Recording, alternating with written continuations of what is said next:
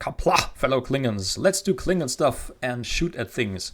Hello, I'm Kaiser, and in this episode of Thursday Night Deckbuilding, I'm going to go over a deck that I played recently at a tournament, and the premise was simple: blow up as many ships and facilities as possible. To do that, the basic premise was to get 3 ships with the matching commanders and a captain's log out as soon as possible. That means on turn 2. They are the Regency 1, the Kronos 1, and the Tsunkata ship, and they combine 2 weapons of 35 with the right stuff. Then you have a Battle Bridge door to increase that, which should be enough to shoot down or to damage at least all the Alpha Quadrant outposts except the Starbase 247. For that, we need some extra stuff. All right, how do we set this up? We have the basically mandatory Q's tent, we have a temporal micro wormhole because at some point we need access to alternate universe cards, and we have a battle bridge door.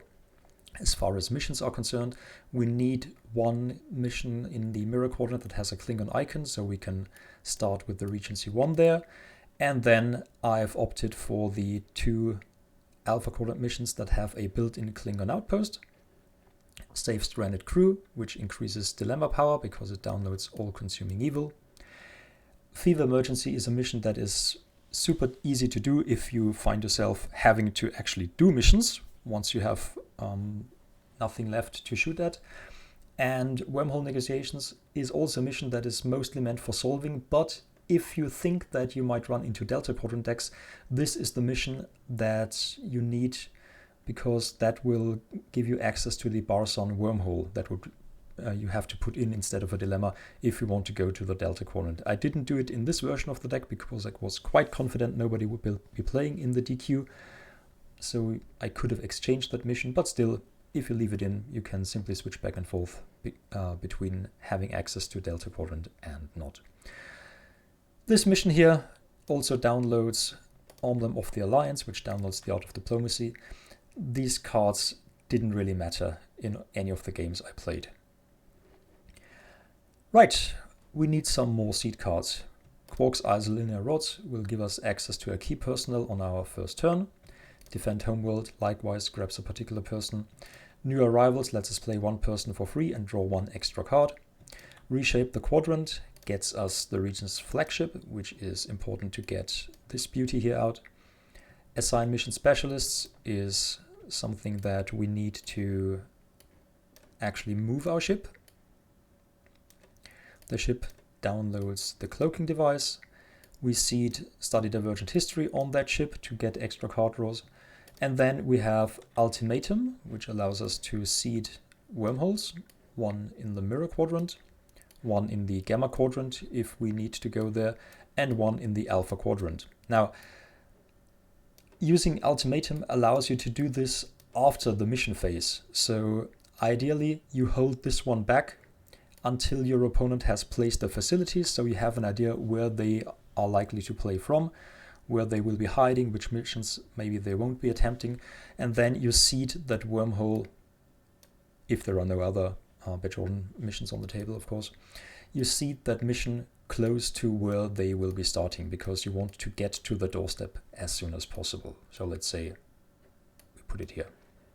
And the last one is Reunite Legends. This seeds at 1 of our 3 outposts here. Usually you will end up seeding this in the alpha quadrant close to where your opponent is at. All right, then let's quickly go over the first turn. And once you have done that, on the second turn, you have particular things to do. And from turn 3 on, you just have to see how the game develops. Let's shuffle this, draw a starting hand of 7, and we are going to find a Klingon Cardassian Alliance personnel with a DS9 property logo. Yes, we do. There is a 95% chance to grab a person that has the DS9 property logo and also the KCA icon. We need this to make sure we can staff the Regency 1 on turn 1 and move it on turn 1.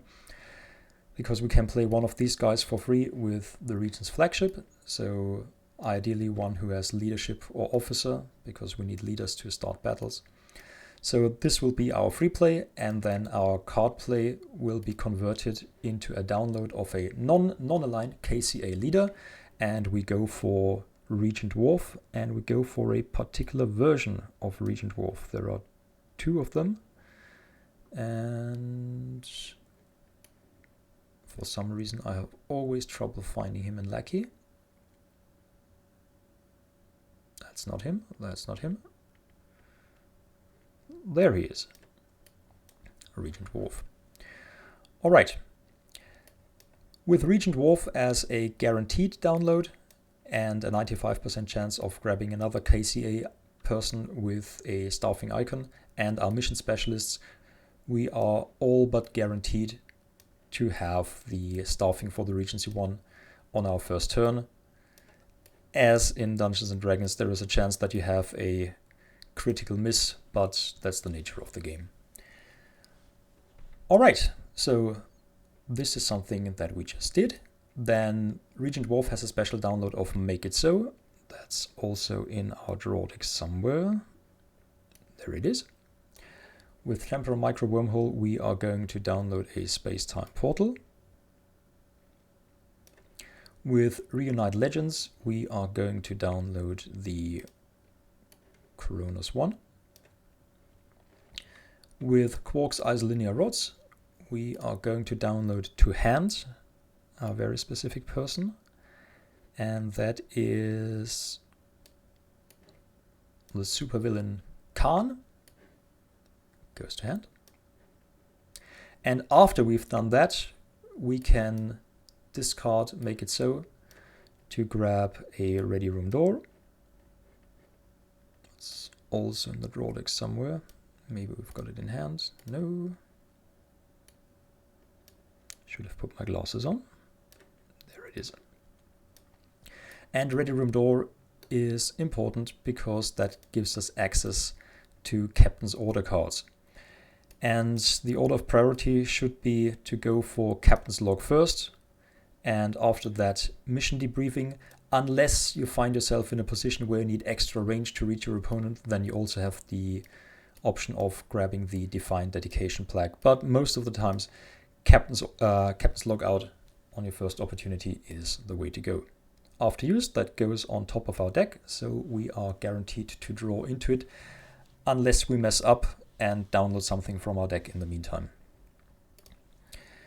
Okay, then we can try and move towards our opponent. With the downloaded Stolen Cloaking device, we can cloak our ship.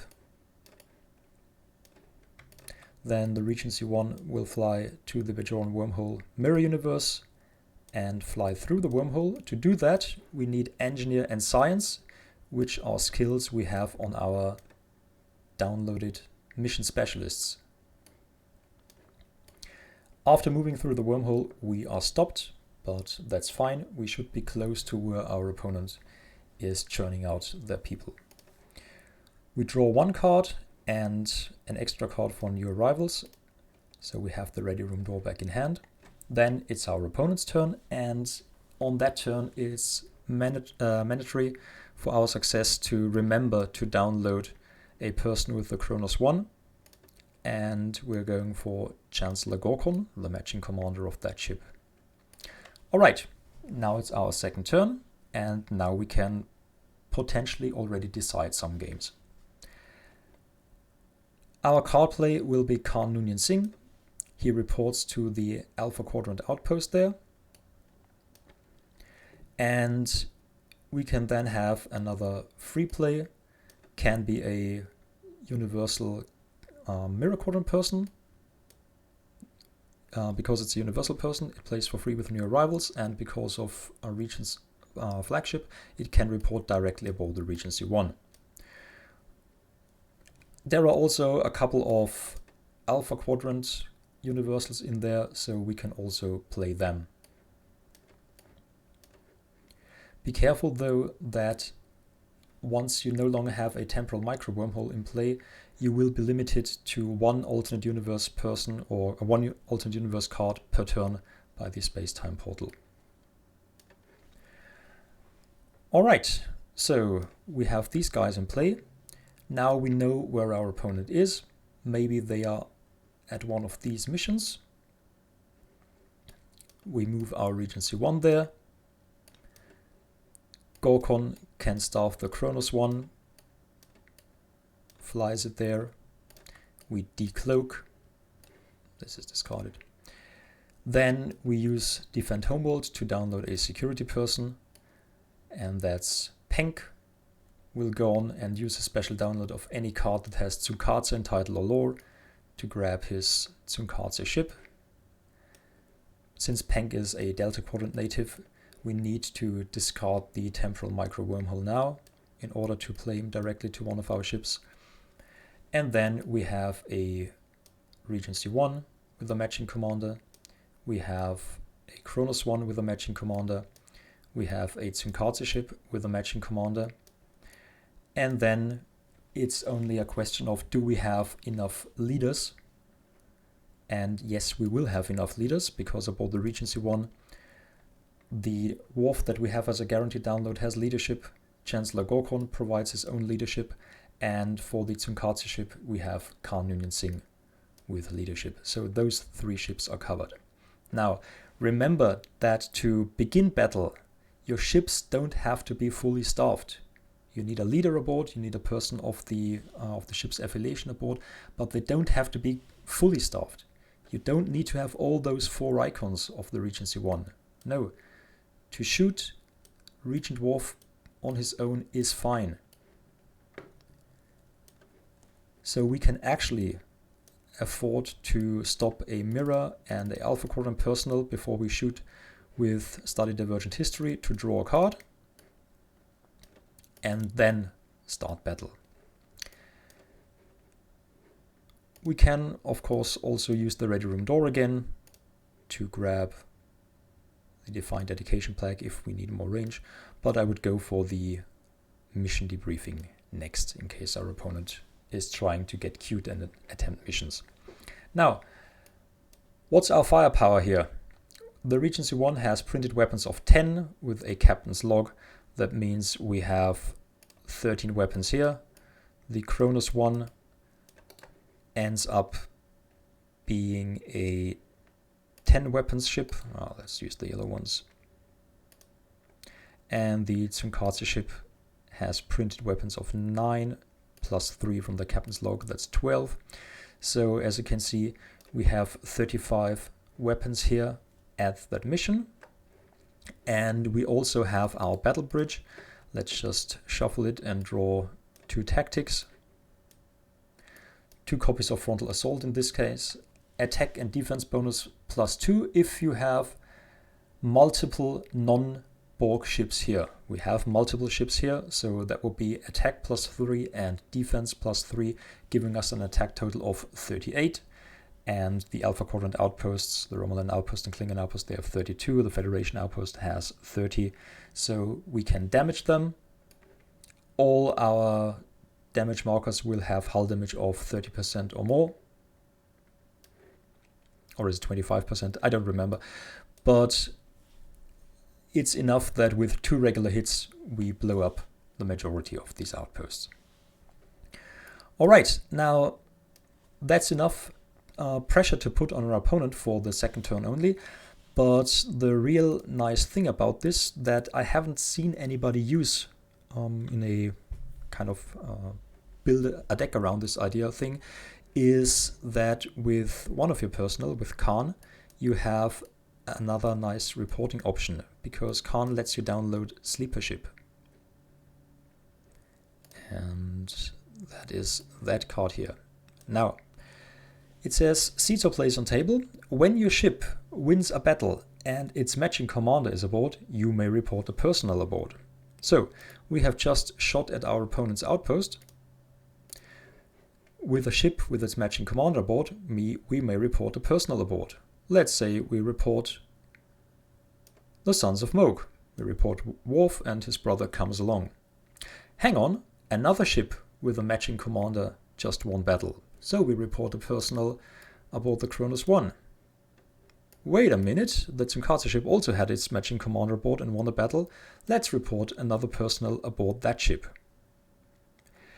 There was some confusion at the tournament because the instinct of most people that saw this was that, hang on, no, it only triggers once. You have one battle with a ship with its matching commander aboard, you report one person.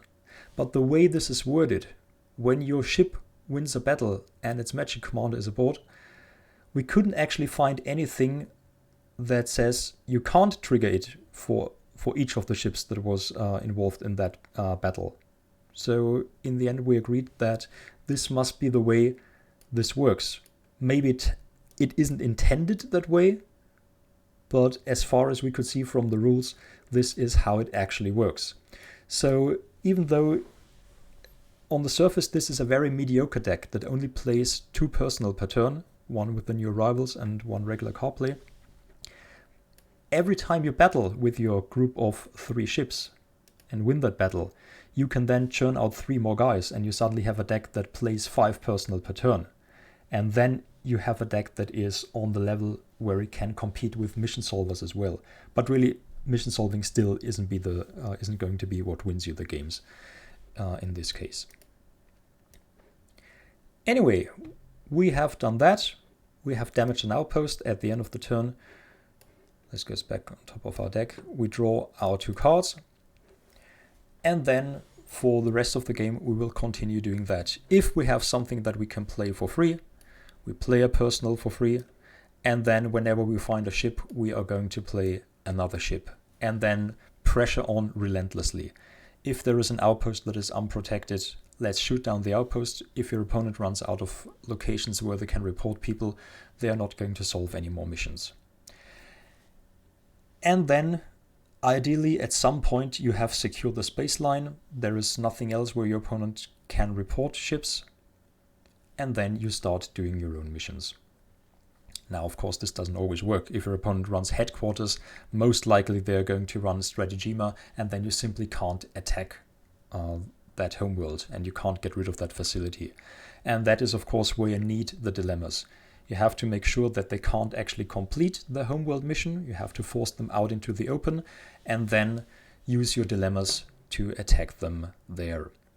I'm going to just get rid of all that stuff here and have a look at some of the dilemmas that I ran and how they worked. First of all, if you're hunting down ships anyway, it's a good idea to have dilemmas that support that. God is a good idea. Some Borg decks can be shot down quite easily by it. Scytherans is a good dilemma. You usually introduce it with a wall that requires a lot of personnel, like Thasian powers, and then all these guys have to travel along the space line, and you just wait until they run into your ships and you shoot them down. Love interest and garbage cow. If you are already destroying ships, maybe you get rid of some that have tractor beam. Maybe not all their ships will have tractor beam, and maybe this simply locks a mission. But more importantly, with mission debriefing in play, this stops the mission attempt. So a ship that attempts a mission where you have seeded a love interest will be stopped, meaning they can't do anything for the rest of the turn, giving you enough time to fly in and shoot down the ship. And with your strike force, you can one-shot most of the ships you will encounter that aren't boosted by a lot of protection. Quantum fissure is a super useful dilemma. To get past requires astrophysics and physics. That can give you a stop, but don't rely on that part. What's important is the second part here. Also, cannot get past if opponent has a ship here with 2 or more staffing icons. That would be the Regency 1 or the Tsunkatsu ship that is staffed, undocked and undamaged, meaning we can simply park one of our big ships at a mission, and our opponent can't ever get through this unless they manage to damage our Regency 1.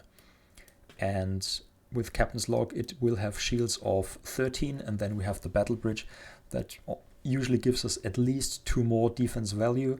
So they need to commit weapons of or attack total of 16 or higher in order to damage our ship.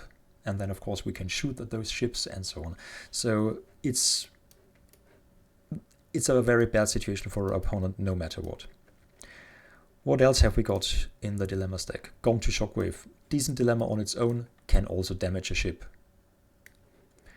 Buried Alive, that's an important card because you can see this at a planet mission and then you can put space dilemmas there. So for example, if you're playing against somebody that has a headquarters, lock the headquarters with a dead end. You can even run it on its own and force your opponent to leave the homeworld mission and go out into the open.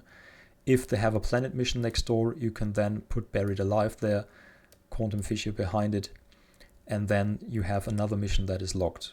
Then if the other mission next door is a space mission, put something where they have to commit a lot of personnel, send those personnel on a trip, shoot down the ship, then damage the next ship that tries to attempt.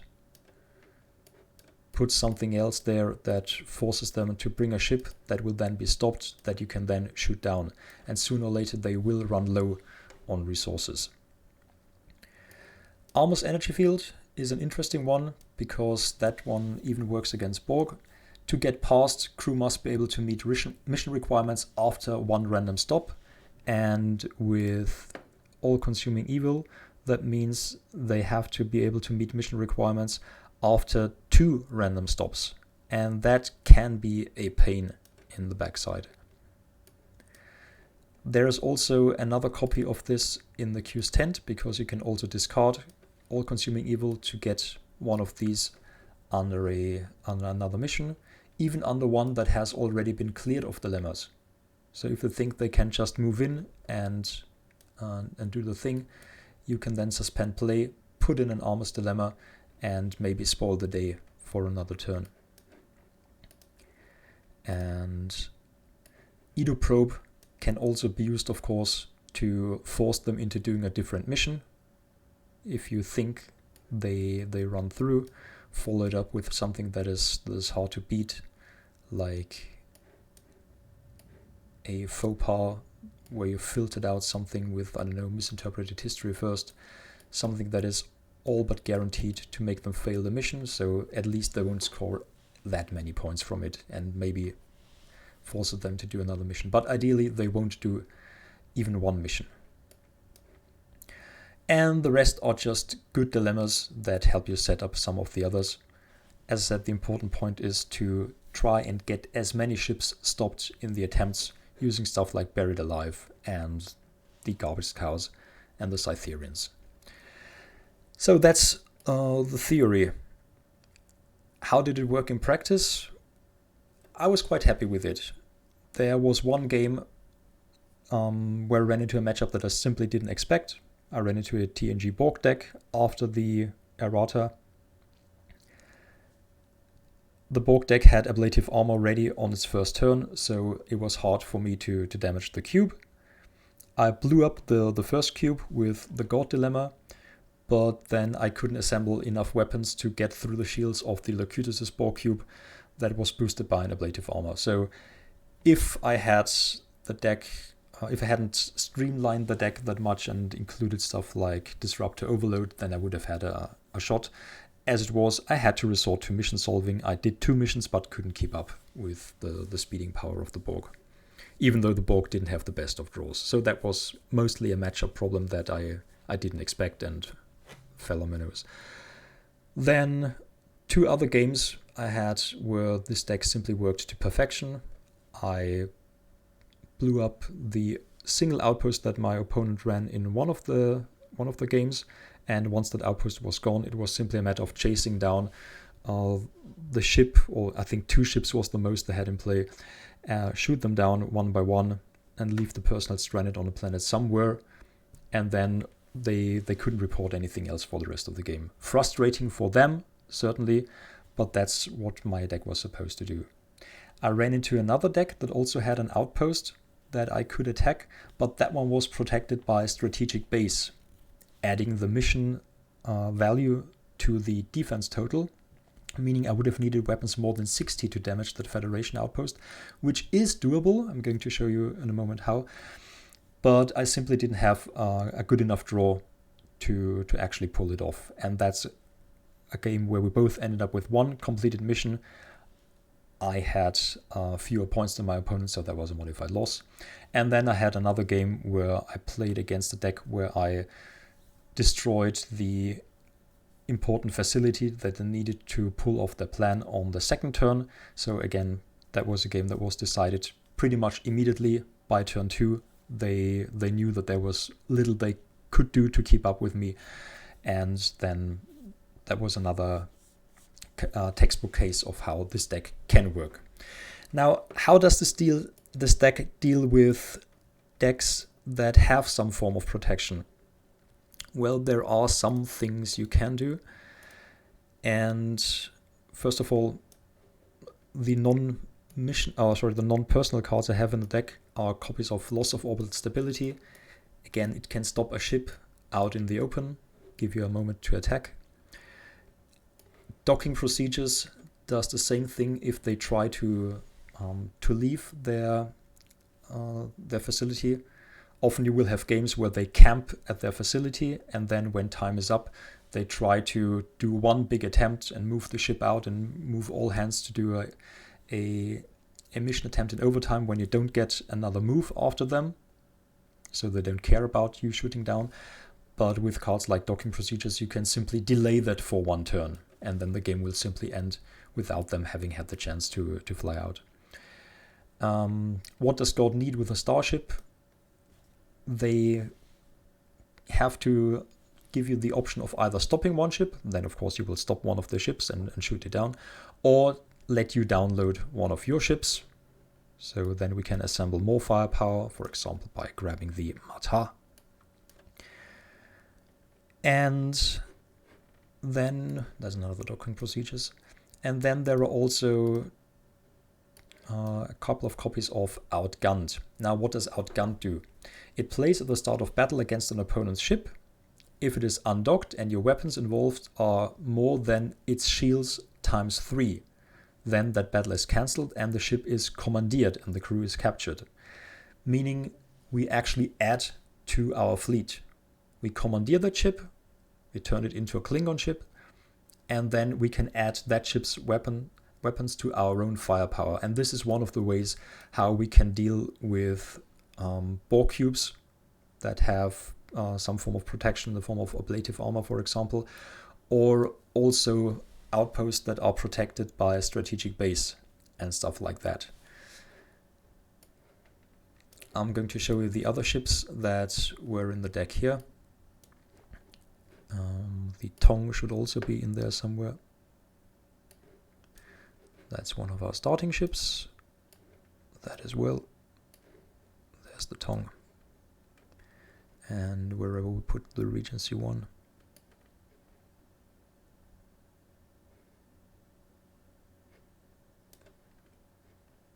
Don't see it at the moment.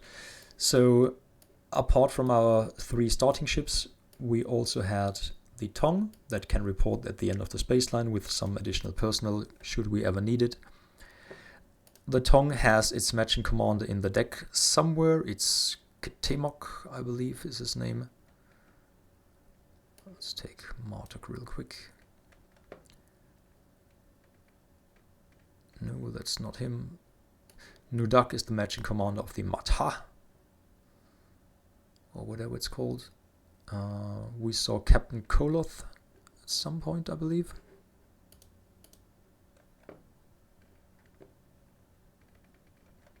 Yeah, there he is. And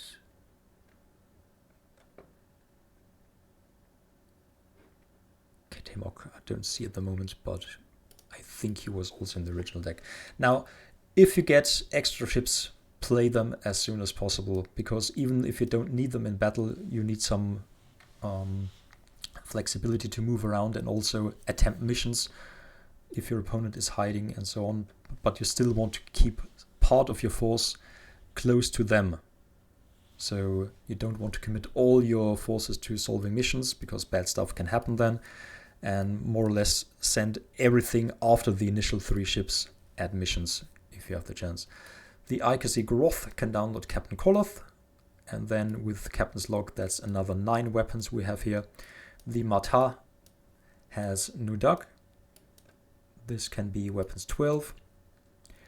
Mr. Sisko's Interceptor, it's an odd choice here. but it can land, which is useful against a particular set of dilemmas. And also with Regent Dwarf, you can simply assign somebody as matching commander of that ship. This is one of the neat things about the version of Regent Dwarf that I'm running here. Let's have a look at his text if we can. There it is. It says, on a KCA ship, as this is, may select any matching, so a non-aligned KCA personnel aboard as its matching commander. So we can have a lowly dude like McKay finding himself in the rank of captain, and then we can have this little interceptor here flying around with weapons of 10. So we do have extra firepower that we can use here. If we have drawn into the Matar, remember that you can use Ready Room Door to download a matching commander to their ship. You have to forfeit your card draw, if I believe, if I remember correctly, but that would allow you to trigger the captain's log and have more firepower out. So there are some ways to get extra weapons. If you're lucky enough to draw into Martok, he gives all your Klingon ships at the same location another weapons +2 boost. So potentially 10 more weapons that you can suddenly put on the table. But really the stars need to align for that. So all in all, it's a deck that surprisingly enough gave me 18 dilemmas to play with. So it had good stopping power. I had a lot of tools to control the space line, and in most of the games it worked just fine. One was simply a bad meta choice on my part, and the other one could have gone either way. I took a gamble and put my good dilemmas at one end of the space line, and of course my opponent decided to play somewhere else, and I ended up having a lot weaker dilemmas there. They simply cost him a lot of time, but they didn't lock him out entirely, and that's how he ended up doing a mission in the end. But that's part of the risk that you take when you're playing such a deck. Now, let me know if you have already built a deck about Khan and the sleeper ship thing and this reporting ability, because if it works indeed the way we concluded at the tournament it works, then there are some very nice decks that you can pull off with this engine. So just ask yourself, what can I do? How can I get out ships with matching commanders early? Where can I find a target that I can shoot at repeatedly and win battles, and then use that as a draw engine? In my deck, it's something I don't pull off consistently because I simply don't draw enough cards. I can't have that many cards in hand to abuse this to its full potential. But there are some very nice ways how I can build deck that draw a lot more cards. Then you find something to shoot at, and then you use this little card here as your main play engine. And there are a couple of things that I have in the pipeline that try to abuse this card a lot more. So I'm fully expecting that the next time I play this, it will be immediately countered by some kind of event destruction. All right, that's it. Let me know in the comment section what you think of this deck, and if you have any suggestions for future decks that you would like to see. Until next time, if you like this content at all, please leave a like or subscribe to this channel. And then until next time, expand your power in the universe. Bye bye.